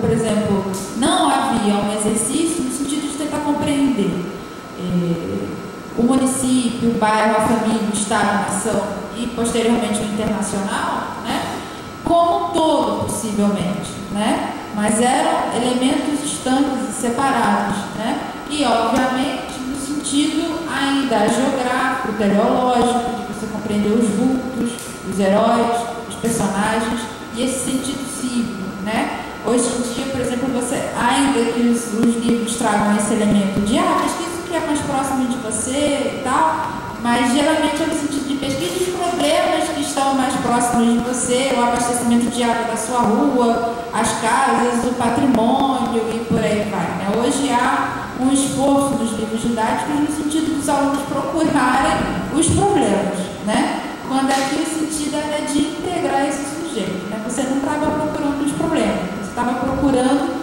exatamente os elementos positivos, né? Aquilo que caracterizaria as qualidades do brasileiro, as qualidades da pátria, da nação, né? E como é que a gente poderia resolver isso? Então nunca era no sentido de você criar problematizações, mas era uma história realmente que conformava, né?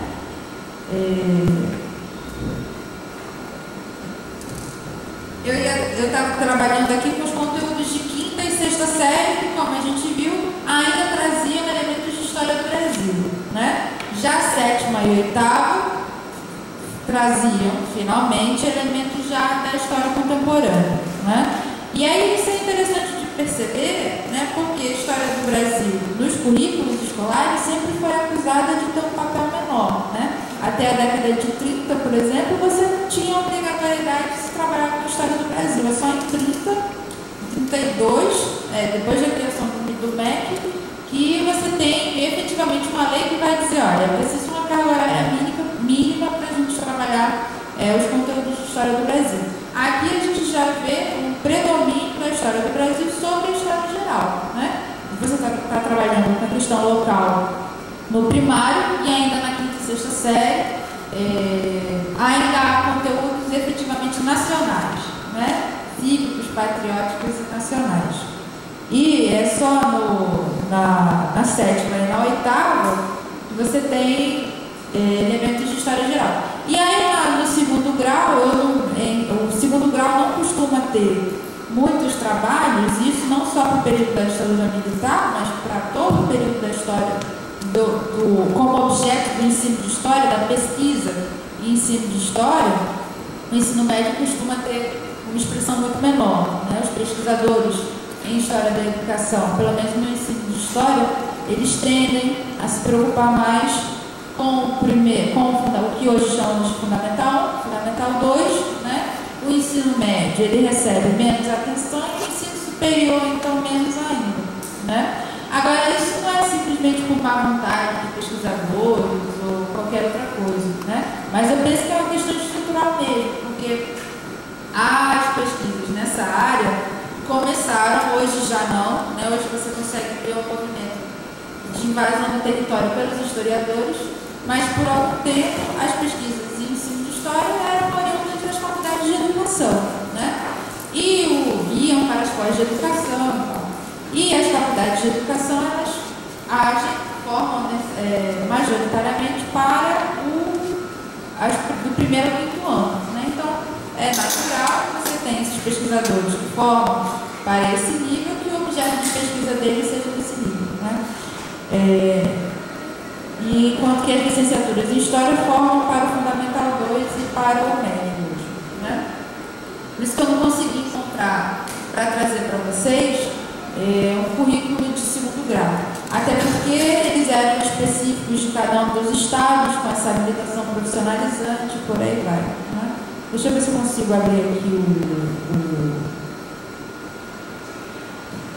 mas de qualquer forma, por exemplo, essa perspectiva, né, que vai questionar quem são os sujeitos que estão fazendo parte da escola, né, para quem quer que esse ensino está sendo direcionado, a gente vai começar a perceber que esse é um currículo que não consegue criar uma identificação, ou que não consegue ser útil para aqueles sujeitos, novos sujeitos que estão adentrando a escola, filhos de trabalhadores, né? Hoje em dia, a questão que se coloca já é outra. A gente já conseguiu abrir uma outra esfera, uma outra fronteira, né? Eu vi, antes de vir para cá, notícias da votação do Plano Nacional de Educação, né? E uma das grandes batalhas que está acontecendo é a respeito das questões de gênero, por exemplo, no currículo, né? Então, hoje são filhas de mulheres que se emanciparam, transexo, homossexuais e por aí vai, né? E é um currículo que hoje já não dá conta das demandas que estão sendo postas, né? Nesse período aqui, o que essas perspectivas vão dizer? Né? O que essas perspectivas vão identificar? Esse currículo que está sendo trabalhado, ele não consegue contemplar esses novos sujeitos que estão aparecendo, que estão entrando na escola, né? Que ainda que nesse período a rede não tenha conseguido abranger um nível, não tenha conseguido abranger a quantidade, né, suficiente de alunos, ou seja, o índice de matrículas, evasão e repetência ainda era altíssimo, mas de qualquer forma eram pessoas que estavam entrando na escola, né, mas os currículos não estavam conseguindo atendê-los. É interessante mencionar também que, em meio, né, a todo esse conteúdo cívico, patriótico, etc., a gente precisa prestar atenção também naquilo que a universidade estava conseguindo produzir, né? E que vai chegar na escola, eu não gosto de usar muito esse termo, vai chegar na escola, mas vai ser trabalhado pela escola, especialmente a partir do final, né, da década de 70 e aí a década de 80, que são as perspectivas materialistas históricas, né? Mas que também são acusadas de serem esquematizantes, né? Da mesma forma como você tinha uma história esquematizante, teleológica, né? No sentido dos personagens individuais, das trajetórias individuais, né?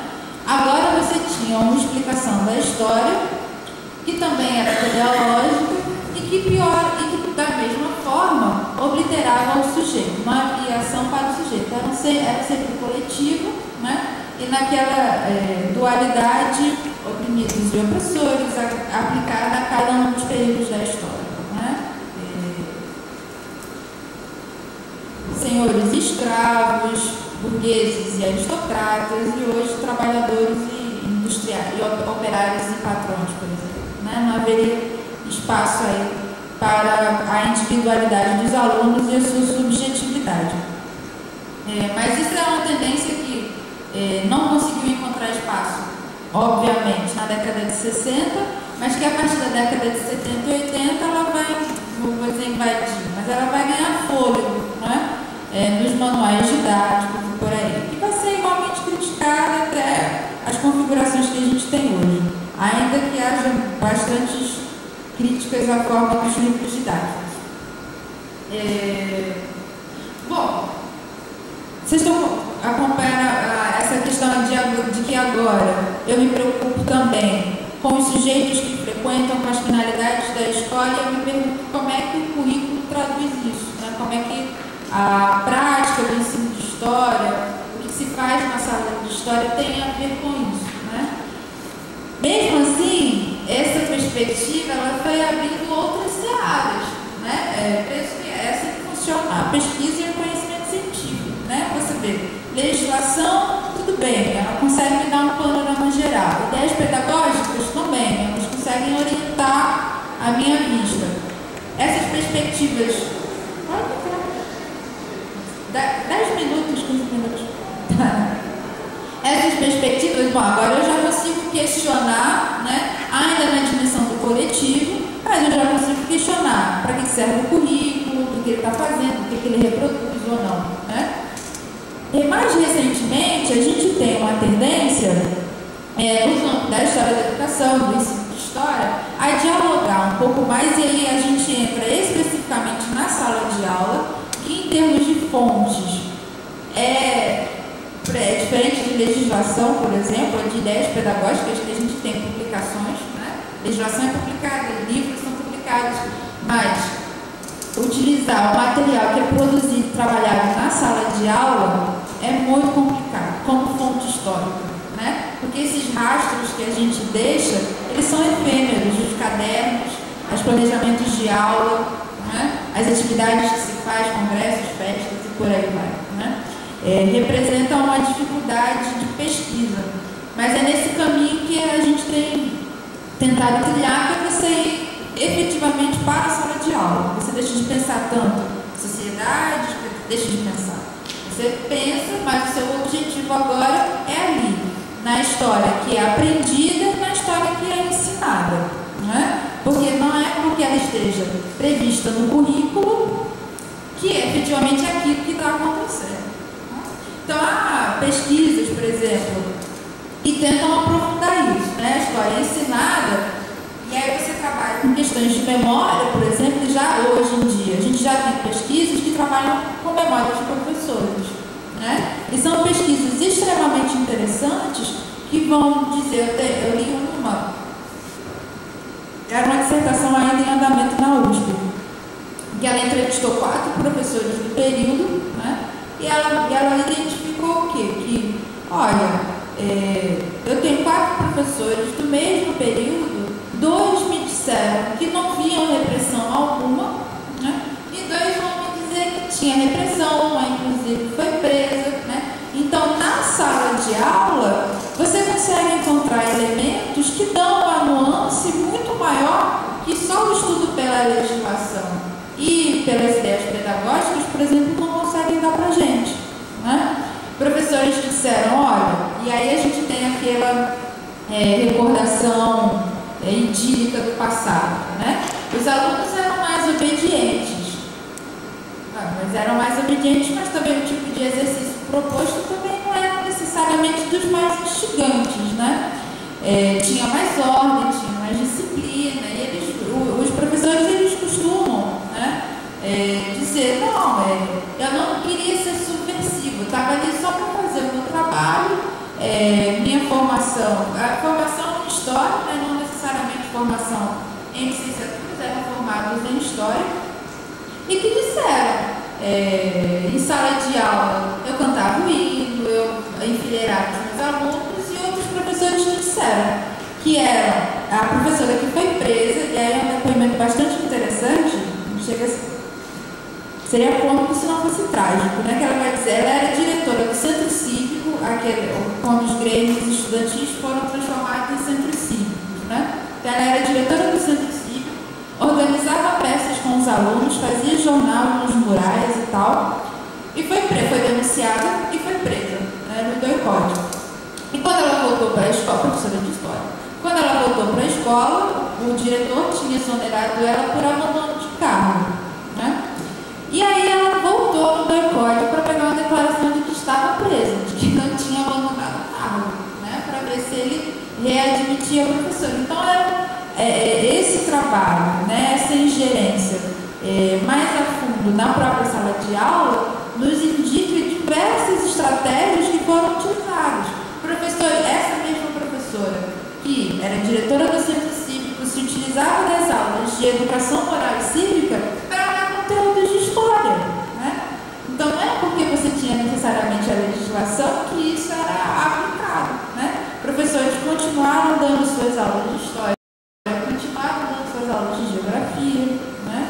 E aí é interessante a gente tentar compreender, né, o que é um trabalho bastante difícil, O principal recurso que os pesquisadores utilizam é a história oral, né? Mas em termos de outras fontes documentais, essas fontes de sala de aula, geralmente é mais difícil de trabalhar. A gente tem livros didáticos também que estão sendo utilizados, não só pelos conteúdos que eles veiculam, né? Mas também como eles eram utilizados pelos professores e o que é mais difícil, pelos alunos, né? Ou seja, como é que os alunos aprendem? Como é que os alunos aprenderam essa história do período, né? Esse é um trabalho de pesquisa que é ainda mais, eu não vou dizer obscuro, mas que é ainda mais difícil de ser trabalhado, né? Os professores ainda têm os elementos para construir as narrativas das suas vidas, das suas experiências docentes, né? Mas os alunos, isso fica mais complicado. Alguns elementos que são dessa, eu gostei de uma expressão que o Daniel Arão Reis utilizou recentemente nessas últimas falas dele, são cacos da ditadura, né? Eles têm a democracia, mas que ainda tem alguns cacos da ditadura que herdamos, conseguimos nos livrar muito bem delas. Eu não vou dizer que são cacos na educação, são resquícios da ditadura, mas são questões que são postas novamente, claro, de uma outra forma, mas que a gente está precisando lidar com elas mais uma vez, né? Uma eu já citei, que é a relação entre público e privado, né? Que hoje, por exemplo, em termos de universidade, a crítica que se faz a um programa como o ProUni, né? Se por um lado você propicia o acesso de mais pessoas ao ensino superior, por outro lado você está deslocando dinheiro público para a rede privada, né? Então, por exemplo, é um elemento que a gente ainda discute hoje, com o qual a gente se depara hoje, né? E outro que eu acho ainda mais candente, né, só para a gente ver se eu consigo concluir pensando nisso, pensando no presente, é as iniciativas de reformas curriculares que o governo está empreendendo, né, especialmente no ensino médio. Existe uma comissão mista para a reforma curricular do ensino médio, que o Enem já vem fazendo isso, então se você tem uma prova que já vem fazendo isso, então provavelmente o currículo vai seguir, né? Que é a aglutinação das disciplinas por áreas também, né? Ciências humanas e suas tecnologias, linguagens e suas tecnologias, ciências da natureza e suas tecnologias. Então há às vezes eu acompanho pela TV Câmara, né, uma série de debates dessa comissão tentando discutir isso, qual é a carga horária de cada disciplina. Existem muitas disciplinas no ensino médio, a gente precisa tornar esse currículo mais atraente para o aluno, mais contemporâneo, aglutinar essas disciplinas, né? O que significa hoje aglutinar história e geografia? Como é que a gente vai resolver isso no ensino médio? Ano passado, o governo do estado de São Paulo tirou história e geografia do primeiro grau, né? Substituiu por estudos sociais, né? Não os estudos sociais que estavam aqui como colocados na proposta da ditadura, mas de qualquer forma tirou, né? Como é que isso impacta na formação dos profissionais, nas nossas licenciaturas, né? Nós estamos nos formando para quê? Se o currículo do ensino médio mudar, para que vai ser uma licenciatura em História, uma licenciatura em Geografia? Vai ter alguma utilidade? Eu vou criar uma outra licenciatura? Né? São elementos que vira e mexe são colocados novamente para a gente. Aqui eu tenho uma estatística retirada do texto de Selva Fonseca, que ela diz o seguinte: de 70 a 87, houve um crescimento do número de vagas na rede pública de segundo grau de 550 mil matrículas em 1970. Imagina o que são 550 mil matrículas em 1970 na rede básica, na rede pública, para 2,1 milhões em 1987. Entretanto, nesse mesmo período, aí está o problema, né? A taxa de evasão cresceu de 4,48% para 24,19%. Então, na mesma medida em que você tem um aumento espantoso do número de matrículas, você tem uma evasão, não sou expert em estatística, mas penso que proporcionalmente a mesma. Né? Em 1987, apenas 37% da população de 16 a 18 anos se encontrava matriculada no ensino de segundo grau. E nesse mesmo ano, segundo a Unicef, o total de jovens de 7 a 14 anos que se encontravam fora da escola é de 4,3 milhões. As taxas médias de evasão e repetência em nível nacional cresceram entre 79 e 85, respectivamente, 24 a 14%. Ou seja, isso só vem a comprovar, né, as afirmações das críticas de que, tudo bem, você teve uma ampliação da rede básica, mas o problema era você conseguir manter os alunos, né, porque você sucateou a escola. Essa ampliação da rede não veio acompanhada da necessária qualidade no ensino e da estrutura que você precisava ter. Aliado a isso, a formação extremamente deficitária dos professores na luta das licenciaturas plenas contra as licenciaturas curtas, né? Na demissão, na exoneração de professores, nas perseguições, na censura, na licenciatura plena e na licenciatura curta na formação aligerada, né? Em 1 ano e meio, você habilitava profissionais para darem aulas ali no primeiro grau. Então, não tinha como você manter a qualidade ao mesmo tempo que você estava mantendo, ao mesmo tempo que você estava ampliando a quantidade. Alguém tem algum comentário? Você perguntou se